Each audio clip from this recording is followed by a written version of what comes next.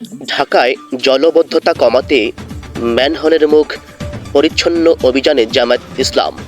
ঢাকার জলবদ্ধতা নিরসনের জন্য বাংলাদেশ জামায়াতে ইসলামী ঢাকা মহানগরী দক্ষিণের সমাজ কল্যাণ সম্পাদক শাহিন আহমেদ খানের নেতৃত্বে ম্যানহোলের পরিচ্ছন্নতা অভিযান পল্টন লাইন, পুরানো পল্টন, কালভারোড, বিজয়নগর এলাকায় জামাতের অঙ্গ সংগঠনের নেতৃবৃন্দ উক্ত কাজে অংশগ্রহণ করেন।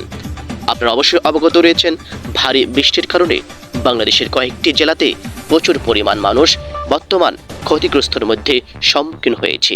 তাই বাংলাদেশ জামায়াত ইসলাম প্রতিটা জায়গাতে তাদের সাধ্য অনুযায়ী বন্যা কবলিত এলাকা মানুষের পাশে এসে দাঁড়ানোর সর্বোচ্চ চেষ্টা করছেন। ইতিপূর্বে আমরা দেখেছি চট্টগ্রামে জামায়াতের আমির ডক্টর শফিকুর রহমান গিয়েছিলেন, বন্যা কবলিত এলাকার মানুষের পাশে দাঁড়িয়েছেন এবং সর্বোচ্চ সহযোগিতা করেছেন।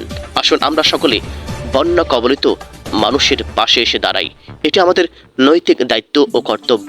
মনে রাখতে হবে, যারা বন্যা কবলিত এলাকায় রয়েছেন, যারা ক্ষতিগ্রস্তের মধ্যে রয়েছেন, তারা আমাদের ভাই বোন অথবা আমাদের বন্ধু বান্ধব।